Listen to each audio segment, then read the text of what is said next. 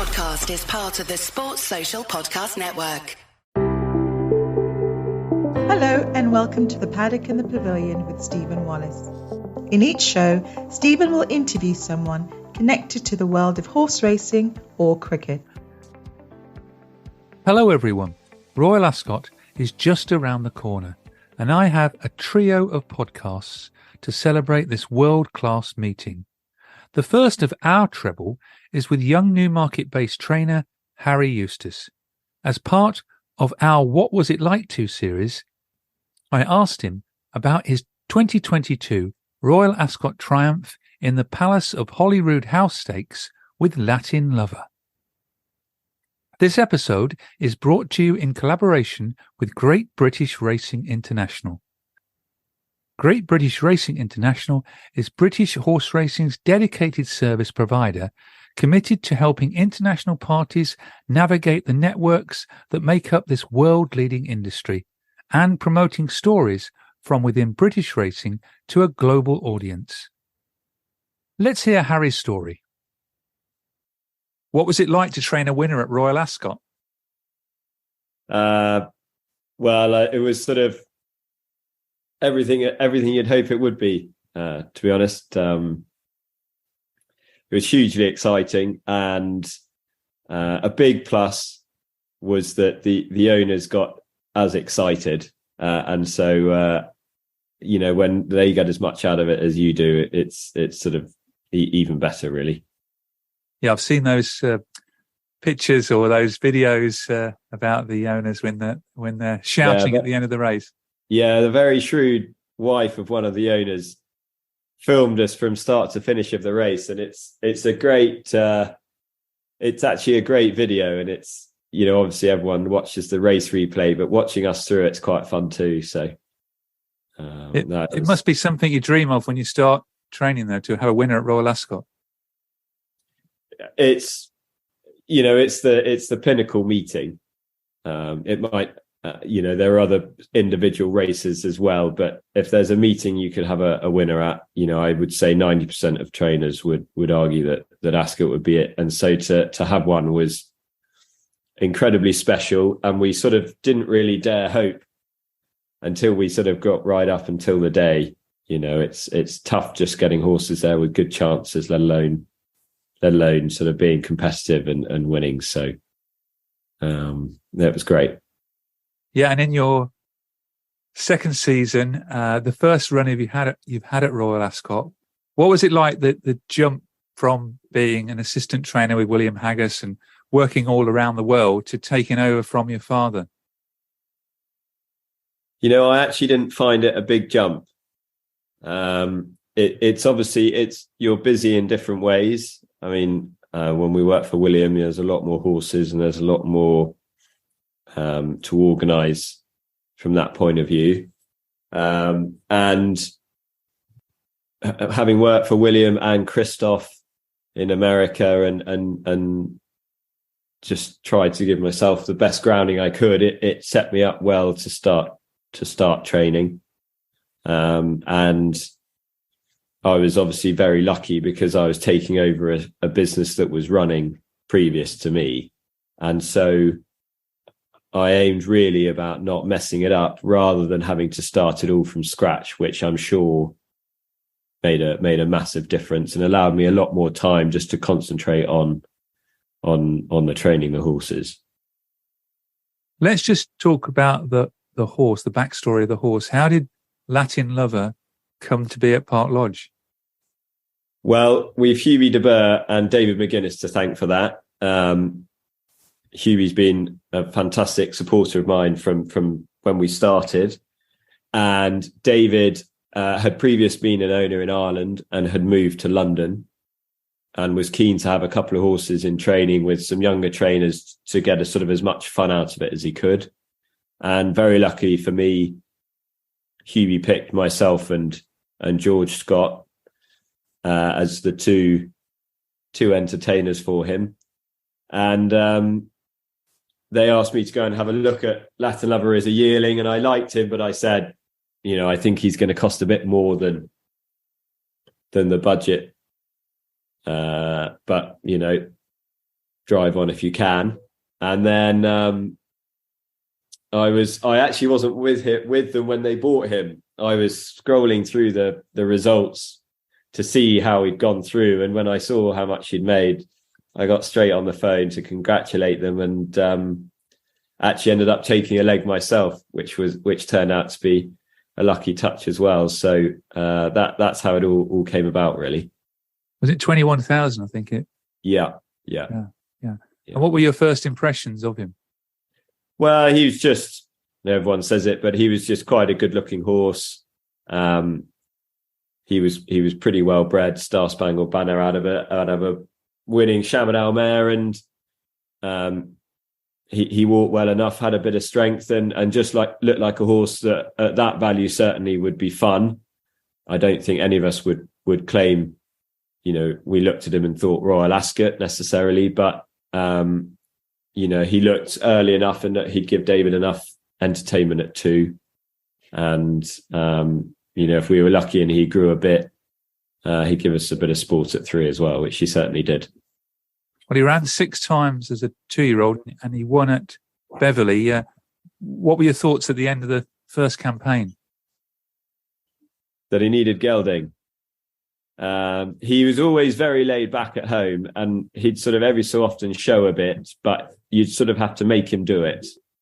And actually, from his very first start as a 2-year-old, he ran all his races bar one wearing blinkers, and it certainly wasn't a sort of a sign of bad attitude. But as I said, he was just laid back, and to just give him every chance, he wore those. So we were keen that he'd be gelded through the winter. And as is invariably the case, it does help a lot of those colts just channel their concentration a bit better. And so that appeared. And Royal Ascot, I read you very nearly didn't run him at all. He wasn't scheduled to run there. I had made the entry, but I sort of, he obviously won the week before, and the plan really, or the hope had been that he'd be good enough before then to have got himself in.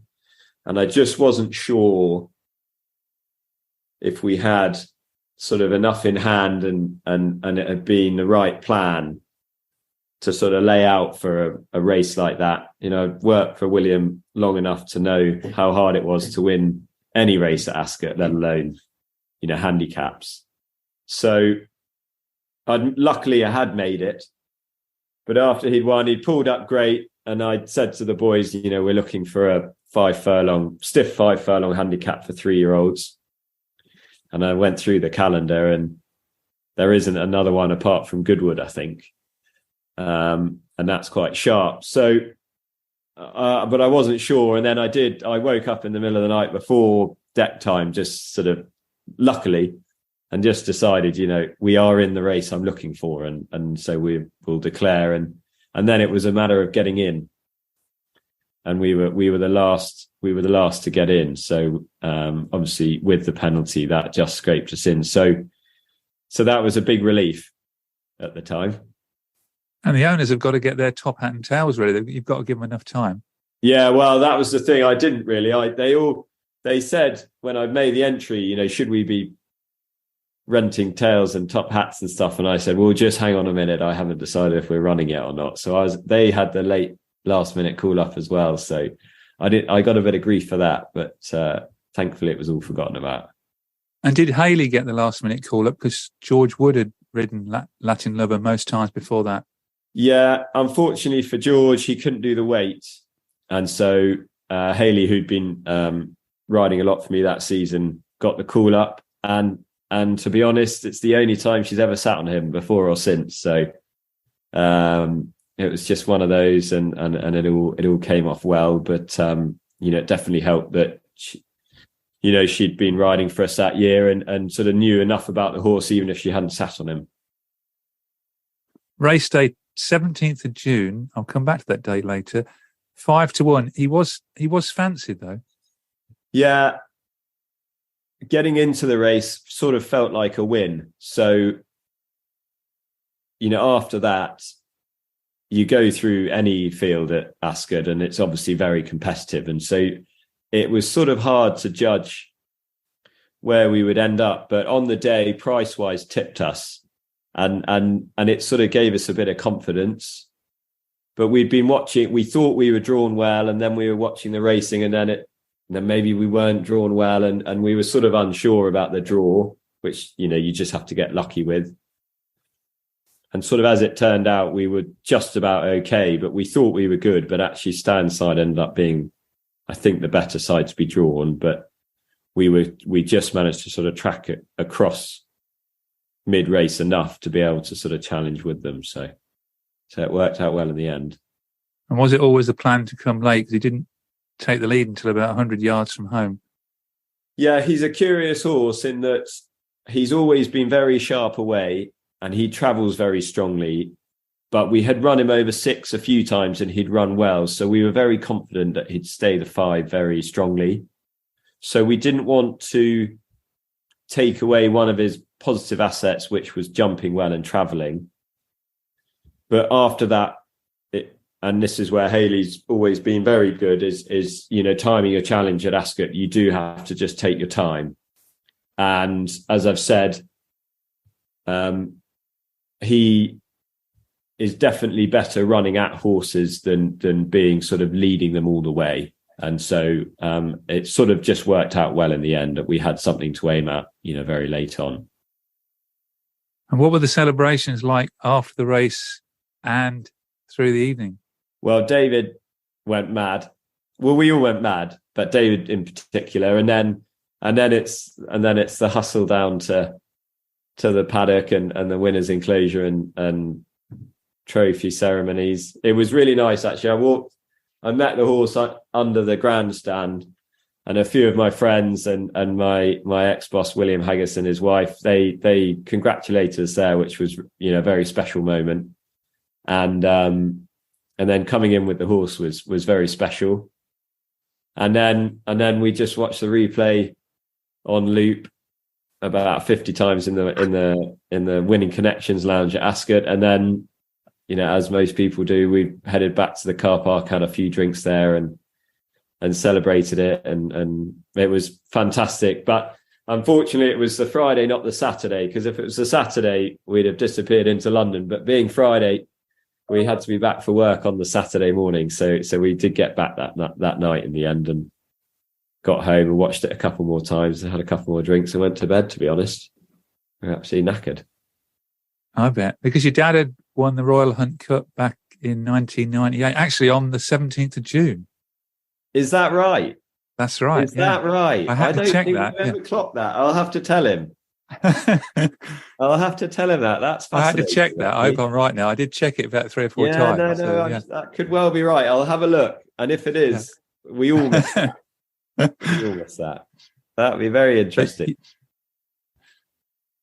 Do remember it? We were at school. We actually watched it. We were at a friend's house. Obviously, Mum and Dad were at Ascot. And, we got more excited than they did.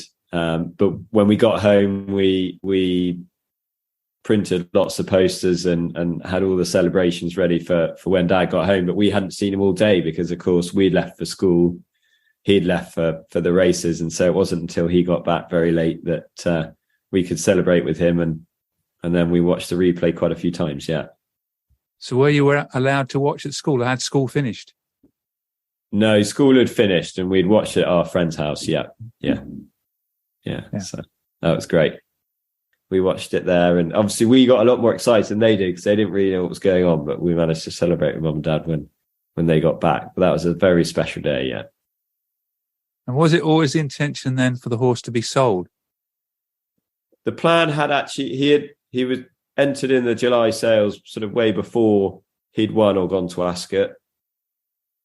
And David had considered selling him at the end of the 2-year-old year. And I'd said, I think, with the gelding, there's a bit of improvement to come. So let's wait. But that July sale might not be a bad option because he likes fast ground and he just might suit, some of the countries that are looking to pick up horses at the moment.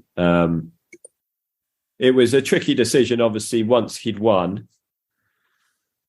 but we just felt that we should let him go to the sales and let's just see what the market dictates. And obviously we can be quite aggressive and protect him to a certain amount, you know, and then at some point there is a value on him, and we'll see what happens.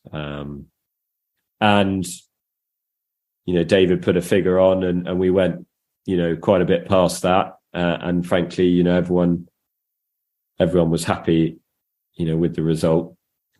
And it was probably easier for me to let him go owning a leg. It probably made the decision a little bit easier. Otherwise, it probably would have been quite bittersweet. It was anyway. But it would have been tougher if, you know, replacing horses like that's tough. So, but the result must have given, you know, the win at Royal Ascot must have given the stable a real lift for the rest of the season. Yeah, it was a big result. Lots of people can train, and, you know, lots of people await for you to be able to train on a winner on the big stage, and to get one so early in our career was a massive boost to the business. And thankfully that's been portrayed as well, and we've been well supported by some lovely owners. So now we're just going to need to find the next one. You mentioned it earlier, but what makes Royal Ascot such a special meeting?